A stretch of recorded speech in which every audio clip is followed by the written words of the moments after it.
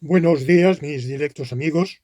Empezamos esta nueva lección laurentina que, al igual que la anterior, va a venir consagrada al estudio de la concepción de Santo Tomás de Aquino sobre la ley, el derecho y la justicia.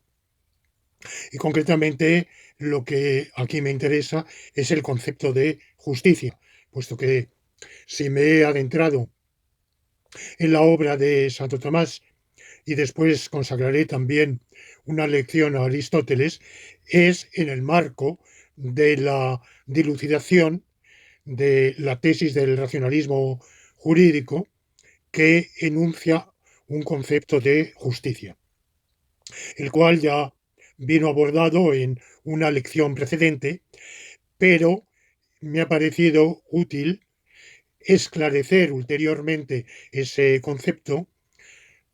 No podía hacerlo con el estudio ni de todos los filósofos jurídicos y políticos de nuestro tiempo, porque eso caería completamente fuera de nuestro ámbito, ni tampoco todo lo que se ha dicho sobre la justicia en la historia de la filosofía, pero sí he querido, dada la vinculación estrechísima que hay entre mi propia concepción del derecho y la de Santo Tomás sobre la ley natural, me ha parecido oportuno dedicar a la quinate por lo menos una lección, pero se nos quedó corta y por eso voy a continuar hoy y a terminar. Y luego hablaré de Aristóteles en otra lección, no porque haya sido directamente Aristóteles uno de mis inspiradores, ni en general su filosofía guarde especial afinidad con la que yo he desarrollado, no solo en filosofía jurídica, sino en general, por ejemplo, en metafísica. He sido y soy mucho más platónico que aristotélico, pero siendo Aristóteles el gran inspirador de Tomás de Aquino, por mucho que podamos pensar que a Tomás de Aquino la ayuda de Aristóteles le es un auxilio muy relativo y que trata de utilizar la aportación de Aristóteles, pero en gran medida para apartarse de ella y que tiene que jugar de algún modo con la interpretación para ser fiel, aparentemente, al menos al pensamiento del Estagirita, porque era en el momento en que elabora su concepción filosófica a mediados finales del siglo XIII, era impensable en su medio no ser aristotélico, pero al mismo tiempo elaborar una doctrina muy original que es que trata de aparentar más aristotelismo del que tiene en realidad. Pero en fin, no, eso no obsta para que Aristóteles sea suficientemente importante como para que le dediquemos una lección y así lo haré. Bueno, pues en esta segunda lección sobre el concepto del derecho en Santo Tomás, voy a centrarme en lo que escribe nuestro autor, el Aquinate, en la segunda parte de la segunda parte, lo que se llama en latín la secunda secundae, mientras que en la lección precedente me centré en lo que escribe en la prima secundae, o sea, en la primera parte de la segunda parte. Todo ello, evidentemente, de la Suma Teológica. Sin embargo, me es imposible abordar lo que dice en la secunda secundae, en los artículos 57 a 80, que se extiende, tiene, por así decirlo, un añadido o dos añadidos en las cuestiones 120 y 122, que integran lo que podríamos nosotros subsumir bajo un tratado de la justicia. Digo nosotros porque en la pluma de Santo Tomás no hay subdivisiones en la segunda secundae, más que las diversas cuestiones. Una, dos, tres, cuatro, cinco, y así sucesivamente. Pero como lectores, evidentemente podemos introducir cortes donde él no los introduce. Y por eso digo, las cuestiones de la segunda, de la 57 al 80, agregando a ellas como apéndices extravagantes en el sentido de que salen fuera de esa agrupación, pero temáticamente pertenecen a ella. La 120 y 122 son, configuran un estudio de la justicia.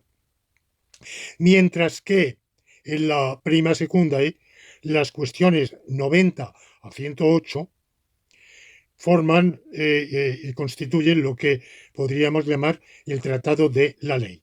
Bueno, pues aunque mi deseo sería centrarme hoy directamente en la segunda para abordar algunos de los muchísimos problemas que están estudiados por nuestro autor en ese tratado de la justicia. No puedo, evidentemente, pretender abordar todos los problemas ni todas las argumentaciones. Los exhorto a ustedes a que lean al Aquinate directamente. Esta lección únicamente es un acicate, un estímulo para que ustedes directamente no se fíen de mi interpretación, que puede ser acertada, ojalá, pero puede no serlo, sino que ustedes acudan directamente al escrito del Aquinate, que es muchísimo más rico, prolijo, que lo que yo voy a decir. Evidentemente, a cambio, lo que yo voy a decir está mediado por la evolución de los conceptos, de los argumentos filosóficos y de la técnica demostrativa que tenemos en el siglo XXI y que eran inaccesibles en el siglo XIII. O sea que modestamente, humildemente, también mi propia lectura de la obra de la Aquinate aporta algo que no es directamente accesible al lector que vaya a la obra original. O sea que de algún modo lo completa. La, el problema de la prima secundae al que voy a referirme en primer lugar para iniciar esta lección es el abordado en el artículo cuarto de la cuestión 96 de la prima secundae. Recuerdo lo que ya dije en la lección anterior, cada una de las cuestiones en que está dividida cada una de las partes o subpartes, por ejemplo, la prima secundae, la secundae, están divididas en cuestiones y cada cuestión está dividida en artículos. Y cada artículo aborda un problema y lo aborda con un estilo que es similar en todos los artículos. Empieza diciendo videtur quod, parece que, y ese parece que va a enunciar lo contrario de lo que de lo que nuestro autor desea sostener. Y ese videtur quod, esa respuesta, esa tesis, mejor dicho, contraria a la que él va a defender y a proponer, se basa en unos argumentos. Esos argumentos podemos verlos en el contexto de la construcción teórica de Santo Tomás como objeciones a su propia posición. Brevemente también expone de pasada argumentos a favor de su propia tesis, pero lo esencial de la construcción de cada artículo va a ser que tras esas objeciones que vienen enumeradas, en primer lugar, luego va a dar una respuesta global, responde odicendum quod, y luego, una por una, va a considerar las objeciones para aportarles sendas refutaciones. Bueno, pues lo que plantea nuestro autor en el artículo cuarto de la cuestión 96 de la prima secunda, es si la ley impone una obligación en conciencia, una obligación en el fuero interno. Yo propongo una reformulación de ese problema, enunciándolo con una pregunta en términos un poco diferentes. A saber, si lo obligatorio es obligatoriamente obligatorio. ¿Por qué Santo Tomás no podía plantearlo en estos términos?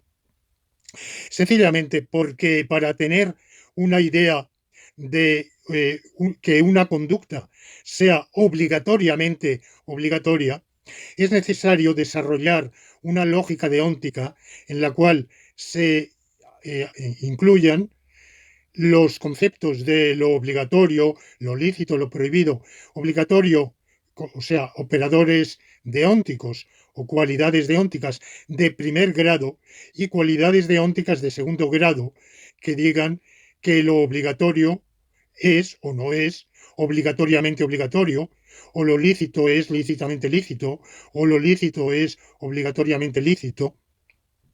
Esto requiere, por un lado, una lógica deóntica más elaborada.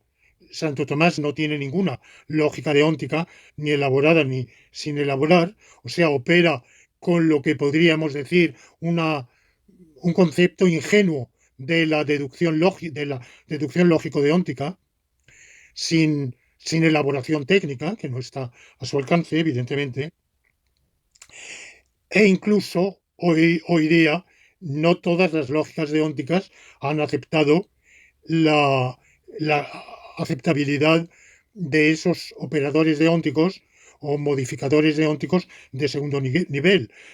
Hay quien lo rechaza de manera explícita y tajante. Por ejemplo, el difunto filósofo y lógico guatemalteco Héctor Neri Castañeda, que elaboró una lógica deóntica propia que desgraciadamente por su muerte prematura no ha tenido el eco, la resonancia que hubiera merecido, pero él explícitamente rechaza que tenga sentido hablar de lo obligatoriamente obligatorio. Bueno, yo, aunque no es exactamente lo mismo, pero incurro aquí en lo que podríamos considerar una simplificación, pero un poco para hacerme entender y para comunicar de manera más llana esta idea, lo que quiero plantear es si cuando una ley está vigente es obligatorio que esté vigente. Que la ley está vigente lo podemos comprobar yendo al Boletín Oficial del Estado y viendo si está en ella. Evidentemente es más complicado, es muchísimo más complicado, porque hay que ver si no hay ningún número del Boletín Oficial del Estado posterior en que se haya derogado total o parcialmente. Hay que ver también por las reglas de conflicto de leyes si no hay otras leyes vigentes que en todo o en parte deroguen o abroguen las disposiciones de esa ley. De manera que cuando digo que hay que ir al Boletín Oficial del Estado estoy simplificando, pero vamos, de manera general, el jurista positivista sabe qué recursos están a su alcance para saber si está o no vigente una ley. El asunto es complejísimo, por eso tiene que haber juristas profesionales, porque el lego a simple vista puede abrir el Código Civil, de aquí está muy claro, sí, pero eso hay que interpretarlo en el contexto de todos los demás artículos del Código Civil, que a su vez hay que cotejar con los tratados internacionales, con la propia Constitución, con todo el entramado del ordenamiento jurídico. Pero, en fin, para eso está la dogmática, lo que se llama en términos técnico-jurídicos la dogmática jurídica, para averiguar qué es lo que al final resulta jurídicamente obligatorio, qué es lo que está preceptuado de por ley. Los juristas muy a menudo no se ponen de acuerdo, igual que los físicos tampoco se ponen de acuerdo sobre cómo es el universo, sobre un montón de detalles de la teoría física y astrofísica. Bueno, en todas las ciencias hay discrepancias y en la ciencia del derecho también la hay.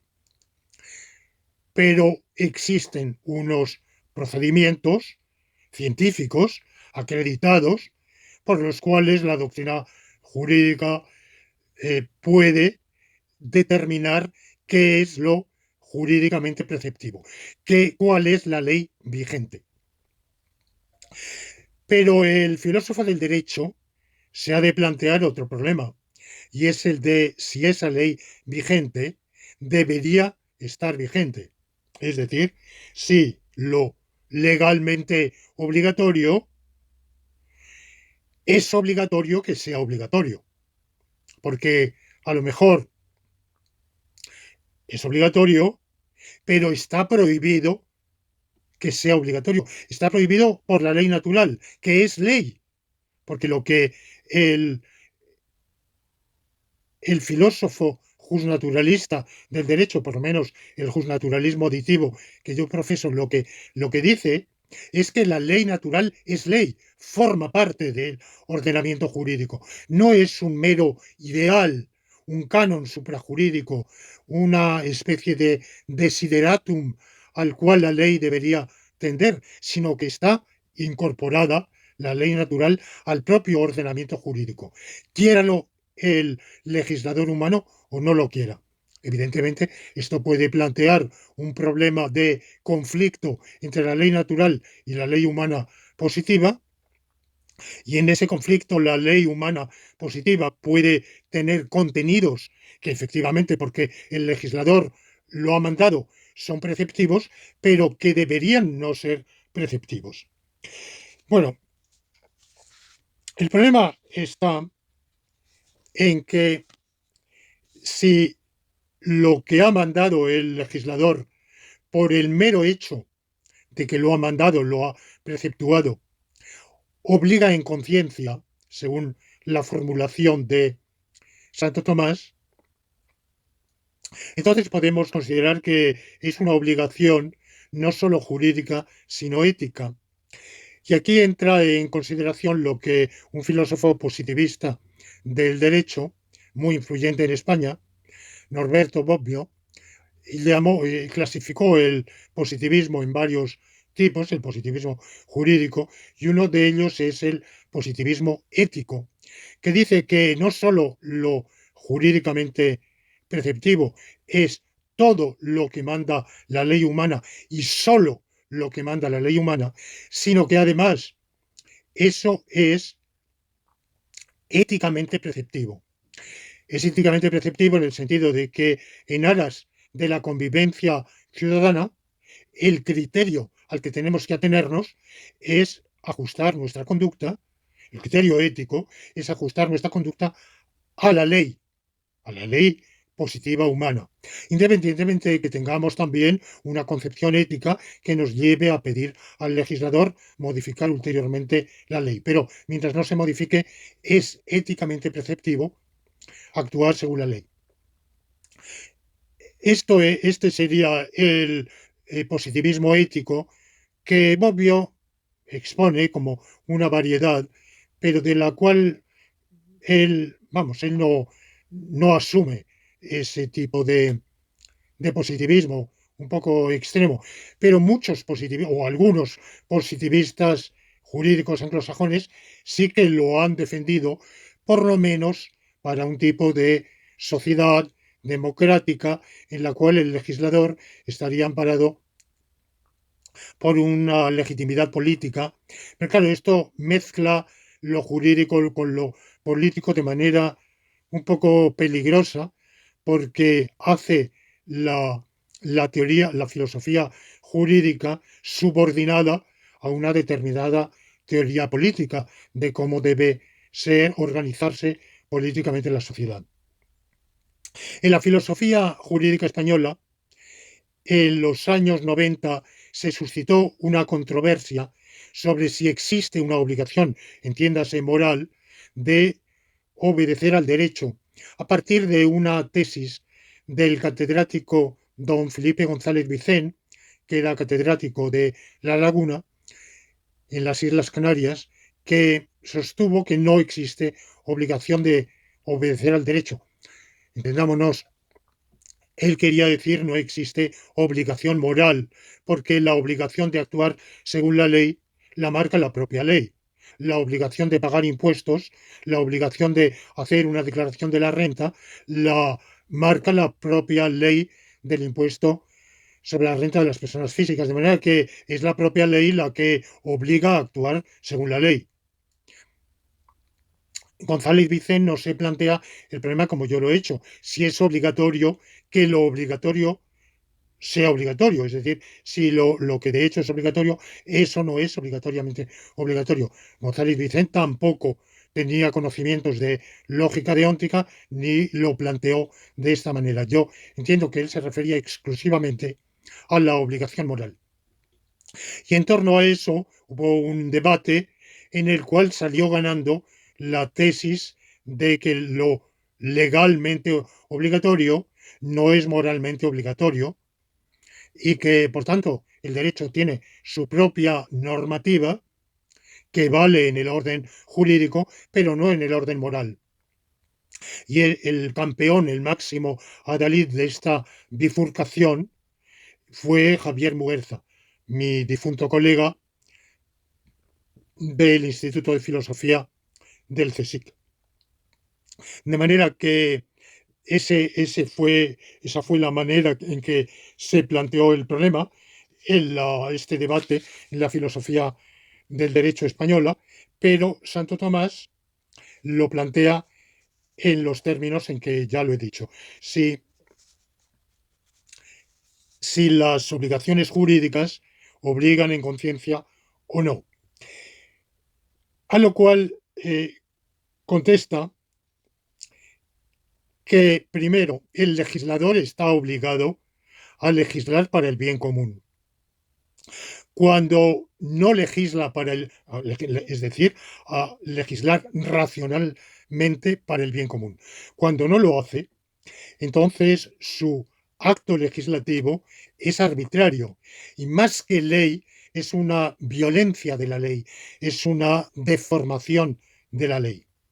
El súbdito está de manera general, con excepciones, obligado a respetar esa ley, a acatarla, a obedecerla, porque de la desobediencia a la ley se seguirían males mayores, pero no está obligado en conciencia.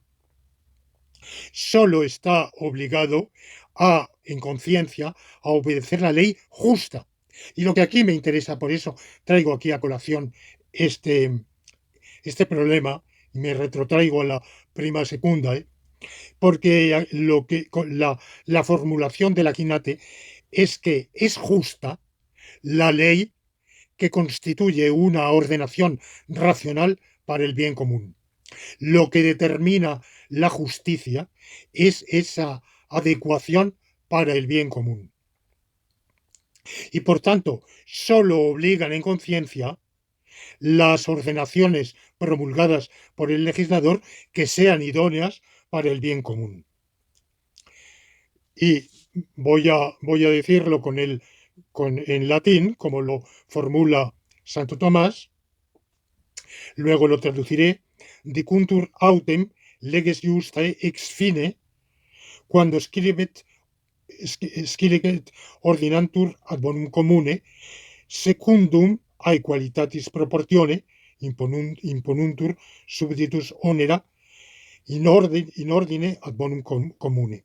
Es decir, las leyes justas, se dicen justas las leyes, por su fin, a saber, cuando se ordenan al bien común, y por su manera de ordenarse al bien común, cuando imponen a los súbditos cargas, sacrificios, onera, el plural de onus, cargo o carga, cargas según una proporción de igualdad. Con esto empalmamos directamente con lo que se aborda en la secunda. He traído a colación, he mencionado este problema, esta definición de la justicia del artículo cuarto de la lección de la cuestión 96 de la prima secundae, porque aquí encontramos ya una definición de la justicia, mientras que en la segunda secundae las cuestiones 57 a 80 van a estar íntegramente consagradas a la justicia. Entonces, ¿podría un lector que se centre exclusivamente en la segunda secundae, empezando por la cuestión 57, y que haya olvidado o dejado un poco de lado lo que ha dicho el Aquinate en la prima secundae, podría creer que en la segunda secundae se va a definir por primera vez la justicia y que va a haber una visión de la justicia en cierto modo separable o autónoma, dispar de la que se ha estudiado, de la que ha propuesto Santo Tomás en el Tratado de la Ley, en los artículos 90, en las cuestiones, perdón, 90 a 108 de la prima secundaria. Pues bien, no es así. No es así. Lo que pasa es que la estructura de la suma teológica lo lleva a Santo Tomás a que la segunda secundae esté consagrada principalmente a las virtudes. La prima secundaria estaba consagrada a los actos humanos, los hábitos, las virtudes, el concepto genérico de virtud, de vicio, el pecado, y las dos directivas por las cuales, las dos regulaciones que rigen los actos humanos, que son la ley y la gracia. En cambio, la segunda secundae está consagrada en gran medida, principalmente, a las virtudes, empezando por las teologales y siguiendo por las cardinales de prudencia, justicia, fortaleza y templanza. Entonces, cuando nosotros vamos a dejar de lado la prudencia, la fortaleza y la templanza, vamos a dejar de lado también dos virtudes que Santo Tomás asocia a la justicia como anejas a la justicia, por decirlo así, cuasi justicia, que son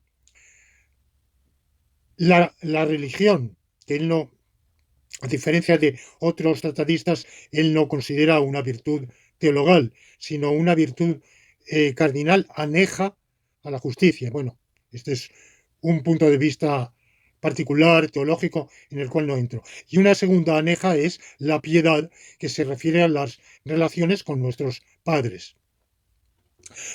No entro aquí en por qué considera que son virtudes de cuasi justicia, pero no exactamente de justicia. Eso no, eso cae fuera del cometido de esta lección.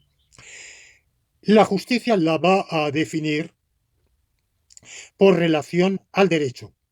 Y por eso es interesante constatar que en estos artículos, esta serie de artículos de la segunda sobre la justicia, 57 a 86, se inicia con una cuestión de jure sobre el derecho, lo cual podría llevarnos a una equivocación, que sería entender que todo este tratado va a ser un tratado del derecho, y no es así.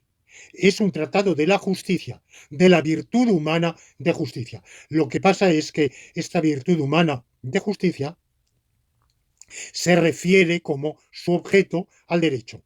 ¿Por qué? Porque, dice Santo Tomás, las virtudes cardinales, son cuatro,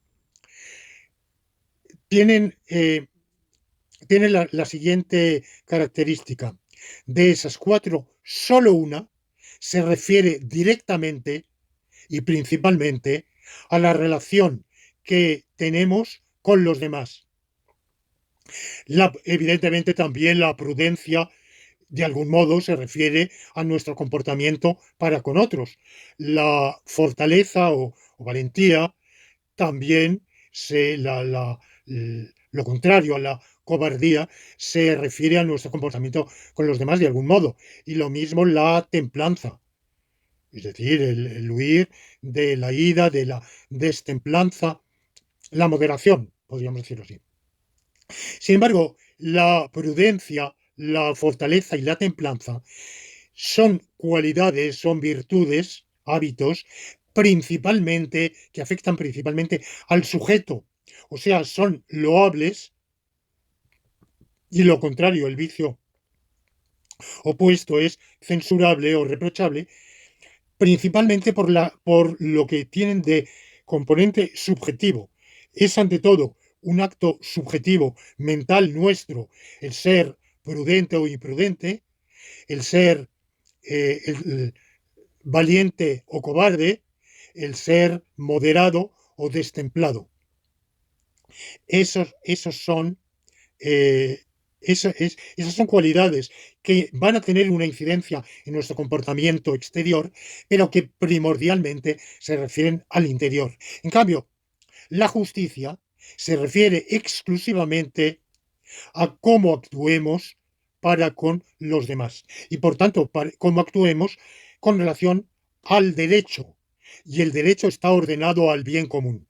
Y así, nuestro comportamiento para con los demás es un comportamiento ordenado directa o indirectamente al bien común. Hasta tal punto es esto así, dice Santo Tomás, que mientras en las demás virtudes lo que se pregunta no es tanto qué se hace, sino cómo se hace, qualiter, fit, cómo se hace. En cambio, en la justicia es indiferente cómo se hace. Lo único que cuenta es qué se hace y si se hace o no se hace. Santo Tomás considera así directamente la virtud de justicia como referida al derecho y lo hace llevado por una etimología que se pusieron en circulación los grandes jurisconsultos romanos. Santo Tomás es un lector prodigioso que conoce y cita profusamente nosotros toda la obra de Aristóteles, que a través de la traducción de Guillermo de Moerbeke se ha leído del derecho y del revés y que ha comentado en todos sus extremos no solo la Biblia, el Antiguo y Nuevo Testamento, no solo la patrística, que también conoce perfectamente, sino también el derecho, que, que yo, la patrística incluyendo los doctores de la Iglesia, la primera patrística y la segunda como San Isidoro, citándolos de manera que a veces tiene que forzar un poco las citas para ajustarlo a su propio pensamiento, porque nunca va a decirnos que Boecio estaba equivocado o que San Agustín no había acertado en su formulación o que San Isidoro había dicho algo que podría corregirse, mientras que sí lo hace alguna vez con respecto a los jurisconsultos. Por ejemplo, en la propia definición de justicia, cuando se pregunta si la, es correcta la definición de justicia de Ulpiano como el hábito perpetuo de dar a cada uno lo suyo, más que dar redere, en latín podríamos traducir como asignar, reconocer, adscribir a cada uno lo suyo. Bueno, pues dice sí, sí, esa definición del jurisconsulto es correcta, es válida, pero siempre que se interprete de una manera, y él va a proponer, va a someter la formulación de Ulpiano a una serie de procedimientos hermenéuticos para brindar una interpretación adecuada a su propia concepción, que en el fondo es la que ya he señalado.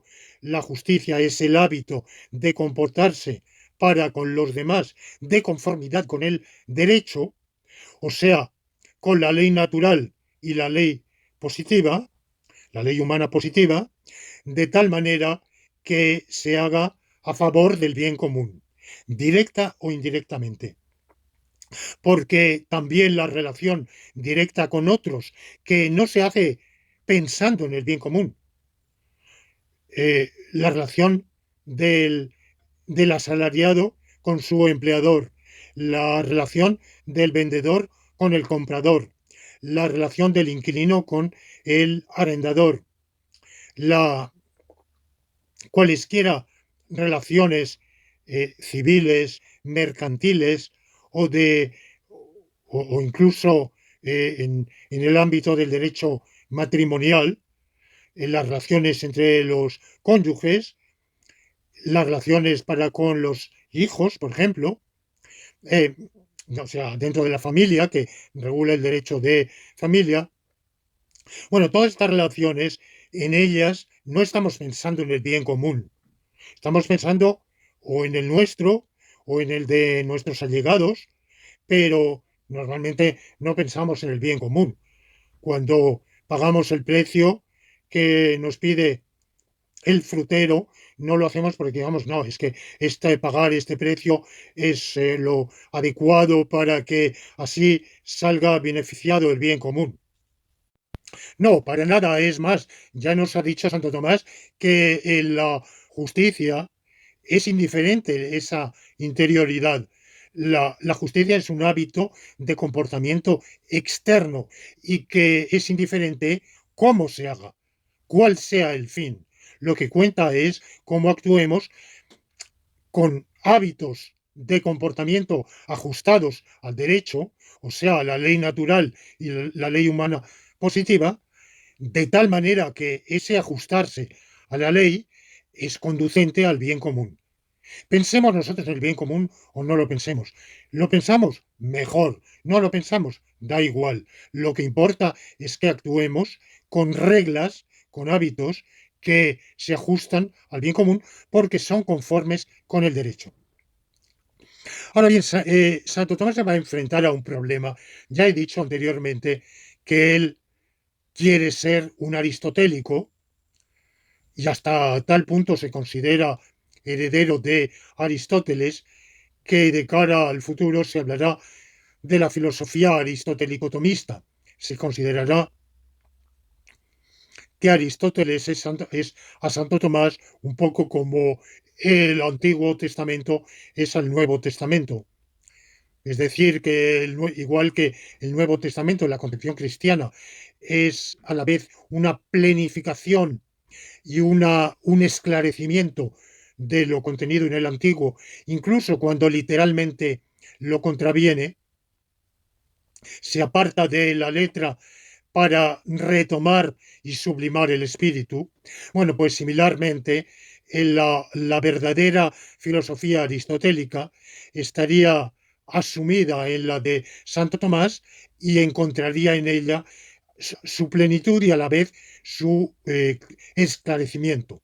Santo Tomás sería un aristotélico mejor que el propio Aristóteles, lo cual ha sido rechazado posteriormente en el siglo XIX y en el XX por una serie de autores que han querido volver al Aristóteles genuino desprendido de las interpretaciones escolásticas. Por ejemplo, por citar solo un autor, el francés Pierre Aubanc es un lector, un historiador de la filosofía francés muy influyente, también en el mundo de habla hispana, y muy vinculado al, a los estudios filosóficos en diversos países de habla hispana y para él hay que volver al Aristóteles genuino sin interpretación escolástica. Bueno, yo creo que la influencia de Aristóteles a veces es útil en Santo Tomás,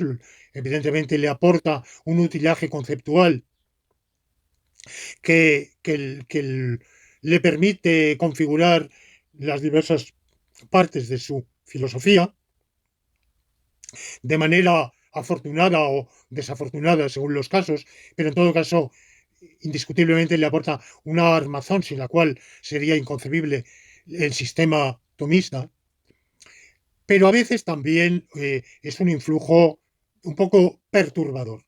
Y lo es en este caso de la justicia por lo siguiente. Ya veremos al hablar de Aristóteles que Aristóteles distingue dos justicias. Una justicia general que en el sentido de rectitud Se dice que alguien es justo cuando se dice que actúa con rectitud. Y esa rectitud o justicia general es un comportamiento según la ley. Porque ¿cuál es el comportamiento recto o cuál es el comportamiento incorrecto? Bueno, pues en la sociedad es la tarea de determinar qué comportamiento es correcto y cuál no, la marca el legislador. Porque si no estaríamos en un caos, en la anarquía. Ahora, hay la virtud de justicia, más en concreto, es una virtud para Aristóteles que tiene dos facetas, la de justicia distributiva y la de justicia correctiva. Esta justicia correctiva en la escolástica va a traducirse como justicia conmutativa. Entonces, Santo Tomás, en mi lectura, identifica, aunque lo hace no solo sin claridad, sino quizás sin percatarse él mismo del todo, al menos, de que lo está haciendo, lo cual nos lleva a algunas maniobras argumentativas, una de las cuales voy a señalar, que es un poco difícil. Y en mi lectura, como digo, la justicia que Aristóteles llama general o legal, para Santo Tomás se identifica a la justicia distributiva, mientras que se diferencia de la justicia conmutativa.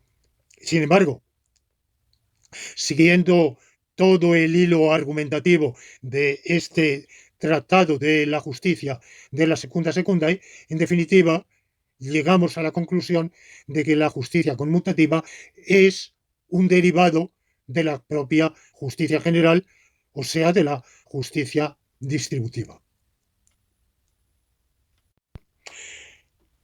La particularidad del tratamiento tomista de la justicia legal, por lo cual en mi lectura se identifica, aunque reconozco que Santo Tomás nunca lo dice así, en los términos en que yo lo estoy formulando, se identifica con la distributiva. La particularidad de su planteamiento con respecto al de Aristóteles, su maestro, podríamos decir, a través de tantos siglos que lo separan, pero podríamos considerar que Santo Tomás se considera un discípulo de Aristóteles. La gran diferencia es que para Aristóteles la justicia general o legal es una justicia que se da en el súbdito, mientras que para Santo Tomás es una justicia que se da en el súbdito, pero también en el legislador y en el juez. Y lo dice, la justicia se da en ambos, pero de dos maneras diferentes. En el legislador o el juez como el que impera y ordena, y en el súbdito como quien es imperado y ordenado. Es decir, esa misma justicia general, legal o distributiva se realiza de un modo por quien ordena y por tanto distribuye al ordenar y juzga. El poder de juzgar forma parte del poder público, evidentemente, y por otro lado, en quien tiene que acatar y cumplir lo así ordenado por el legislador y el juez. En el artículo quinto de la cuestión 58, estoy hablando siempre de la segunda, se plantea el problema de si la justicia es una virtud general. Ya he dicho que para Aristóteles hay una justicia general o legal y luego una justicia especial, distributiva y correctiva.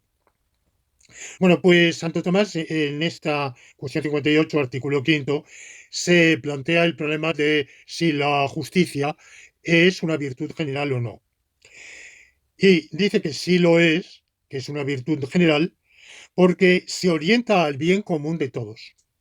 Creo que esta declaración tan tajante al comienzo del Tratado de la Justicia, porque ya he dicho, el Tratado de la Justicia en la segunda secundae se extiende de la cuestión 57 a la 80, pero la cuestión 57 se titula de jure, es decir, está dedicada al derecho. O sea que la primera cuestión específicamente dedicada a la justicia como tal es la 58. Y, por tanto, puesto que acaba de hablar del derecho en la 57 y define la justicia como el comportamiento según el derecho, es decir, como el comportamiento externo por actos externos que afectan a los demás, orientado, objetivamente orientado al bien común, que es el fin del derecho, pues lo primero que esperamos es que al definir la justicia nos diga en qué consiste. Y nos lo dice, es la virtud general, porque es la virtud de comportarse de tal manera, según el derecho, y por consiguiente, de tal manera que se orienta al bien común. ¿Cómo así se orienta al bien común si muchos de los comportamientos que consideramos justos se orientan al bien propio o ajeno, pero de unas personas particulares? Y contesta esta dificultad diciendo bonum partis, perdón, est ordinabile in bonum comune. El bien de la parte se ordena al bien común.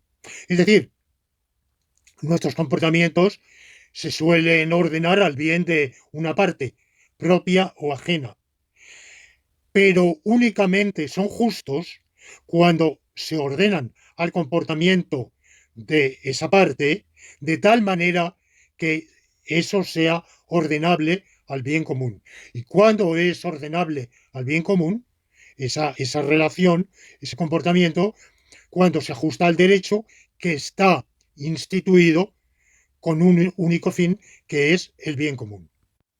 Y todavía más claramente lo dice, todo bien es referible al bien común, ad quod ordinat justitia. Es decir, todo bien se refiere al bien común, no hay bien que no sea ordenable, referible al bien común, deja de ser un bien, y a ese bien común es justamente al que se ordena la justicia. Luego la justicia se define, igual que la ley, por su ordenación al bien común. Ahora bien, ya he dicho, aquí está hablando Santo Tomás de la justicia general. Y luego va a hablar de la justicia especial dividida en distributiva y conmutativa, que es como él traduce la correctiva de Aristóteles. En la cuestión 61, en el artículo primero, vuelve a señalar que la justicia se ordena al bien común. Es decir, esto es tan reiterado, a lo largo de todo este tratado de la justicia, es tan reiterativa la afirmación de que la justicia se orienta al bien común que, está claro que para nuestro autor esto es palmario y que si no lo repite todavía más veces es sencillamente porque lo da por sabido y repite sabido por todas las veces en que lo ha dicho. La justicia distributiva y la conmutativa, por tanto, se ordenan ambas al bien común, por eso son justicias, son especies de la justicia, y a este respecto va a plantear una objeción. Voy a dejar de lado en mi lección la justicia conmutativa, que la pluma de Santo Tomás suscita interrogantes. Por ejemplo, para él la justicia penal es conmutativa. Esto, bueno, suscitaría algún problema, pero el problema quiero decir desde el punto de vista de la filosofía jurídica, no lo abordo aquí. Me voy a limitar a una objeción, a la cuarta objeción que se plantea en el artículo primero de esta cuestión 61, en contra de que la justicia distributiva sea propiamente justicia. El objetor dice lo siguiente: la distribución justa o no justa, la distribución reparte entre los súbditos, todos o algunos, algo. Es decir, toma bienes comunes y los hace privados, algunos de ellos. Es decir, distribuye y por tanto disminuye el patrimonio de los bienes comunes. Si eso es justicia, sería justicia legal, general, no una justicia particular. Porque la justicia particular sería más bien hacer una aportación al bien común. O sea que la distribución parte de lo común a lo particular, a lo privado, y en cambio el súbdito, que se comporta con justicia, hace una aportación al bien común.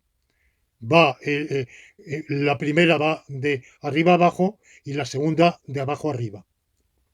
Bueno, pues es un poco prolija la respuesta que da Santo Tomás y, y plantea muchísimos problemas, pero mi lectura, que no está exenta, reconozco, de dificultades, es que para él la distribución únicamente es justa cuando está orientada al bien común.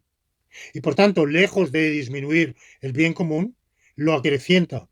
Incluso cuando se toma, evidentemente, el poder público actúa a través de sus agentes, de sus funcionarios, por ejemplo, de los profesores de instituciones de docencia públicas, y remunera, son asalariados, y remunera, les paga el salario eh, a costa del erario público, evidentemente. Pero esto lo hace porque se considera que de ese modo se contribuye al bien común.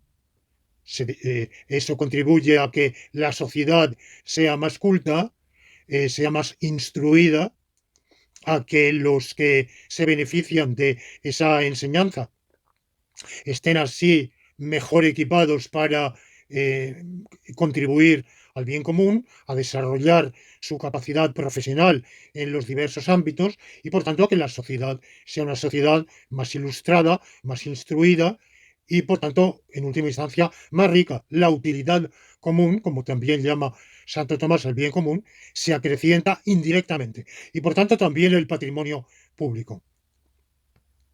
Y, por otro lado, la imposición de cargas también no solamente es una imposición que favorece al bien común, a la comunidad en su conjunto como tal, sino indirectamente a todos los miembros de la comunidad, puesto que lo que beneficia a la comunidad beneficia a todos los miembros de la comunidad. Por otro lado, no está la justicia distributiva. ¿Qué es lo que distribuye exactamente? Y cuando el legislador impone cargas, ¿qué cargas puede imponer?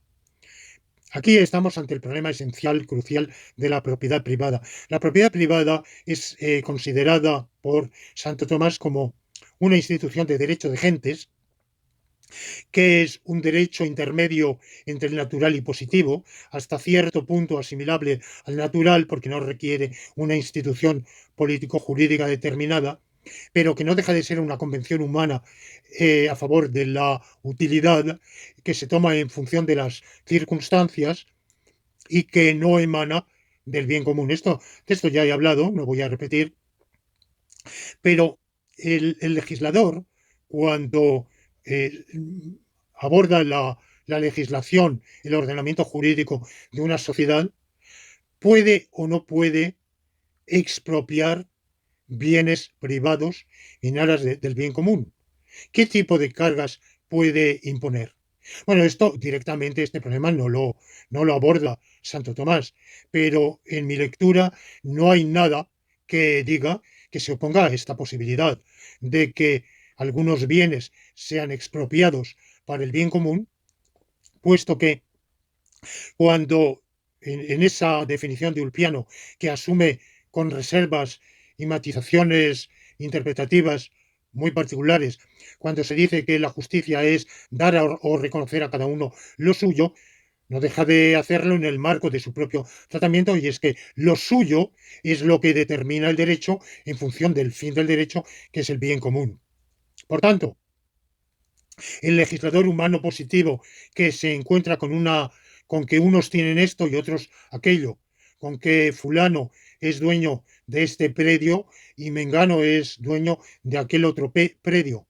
Bueno, ese es un estado de cosas puramente fáctico, que sin duda, en muchos casos, ha sido resultado de vías de hecho consagradas por el paso del tiempo.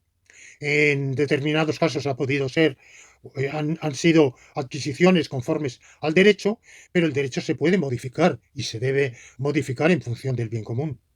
Y si se puede modificar en función del bien común, esas propiedades son, evidentemente, están subordinadas, el mantenimiento, el acrecentamiento o la disminución de esas propiedades está en función del bien común. De tal manera que, por eso digo que la justicia distributiva en Santo Tomás tiene esa doble vertiente de arriba abajo y de abajo arriba. Santo Tomás no puede aceptar en absoluto, en su concepción del ser humano, nada parecido al pacto fundacional de la sociedad de Hobbes. Pacto en el cual, por otro lado, los hombres entran sin tener nada, entran desnudos. No lo dice así, pero es evidente, porque lo que han adquirido previamente era en la guerra de todos contra todos en el estado de naturaleza. De manera que cuando forman la sociedad se entiende que se va a partir de cero y que nadie tiene nada, nadie puede jactarse de tener lo suyo. A partir de entonces cada uno va a desarrollar su actividad por su propio bien, según Hobbes. Bueno, Santo Tomás no puede aceptar nada de todo eso. El ser humano, como ya lo decía Aristóteles, es un ser naturalmente social. El hombre nace, vive y muere en la sociedad y no fuera de ella. No hay ser humano presocial. Entonces, todo lo que el hombre ha adquirido, lo ha adquirido en la sociedad según el ordenamiento jurídico, o a veces contra el ordenamiento jurídico, pero lo ha adquirido, y el legislador, el nuevo legislador, se enfrenta a su tarea de ordenar o reordenar la sociedad para el bien común, y esa ordenación o reordenación es una distribución o redistribución en la cual la propiedad privada, tal como está, no es para el legislador ningún imperativo absoluto. Evidentemente, por razones de prudencia legislativa, se entiende que el legislador no vaya a entrar como un caballo en una cacharrería atropellando o deshaciéndolo, sino que va a actuar con la suficiente cautela para que se preserve la armonía sin la cual no hay bien común. Pero la consagración o perpetuación de la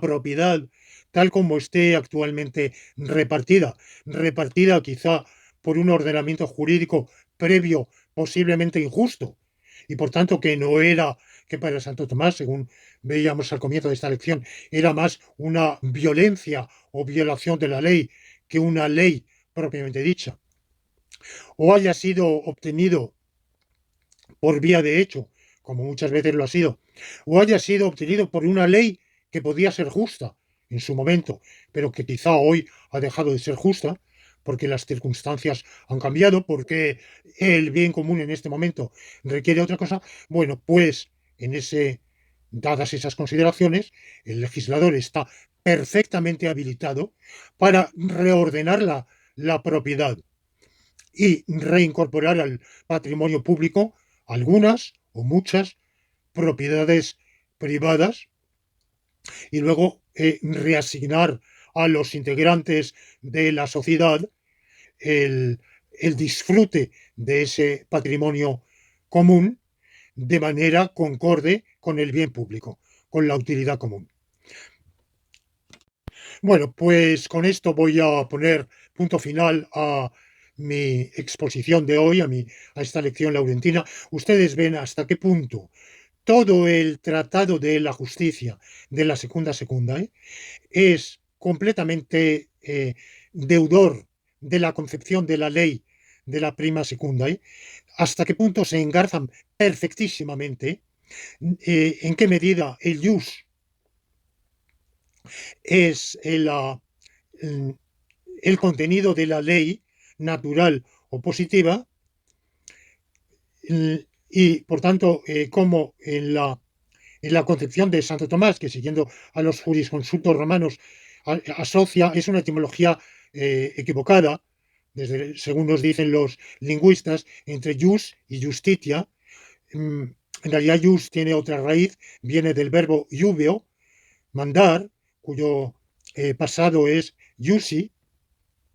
Lo justo, justum es el participio del verbo juveo, por tanto, etimológicamente no están relacionados jus y justitia, pero los jurisconsultos romanos no lo sabían y asociaron, y siguiéndolo, Santo Tomás asocia directamente la justicia con el derecho, con el jus, hasta el punto de que dice justicia es el hábito de comportarse según el jus. Y el jus es lo mandado por la ley, ley natural o ley positiva, con un único fin, que es el bien común.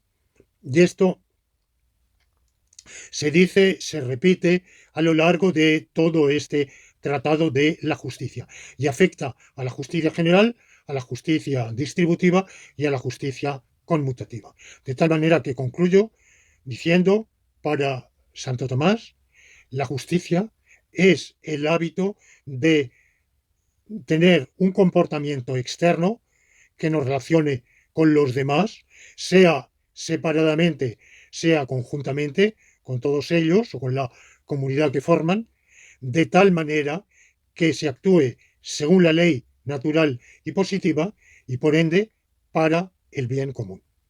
Y nada más, termino aquí. La próxima lección la dedicaré a la justicia en Aristóteles.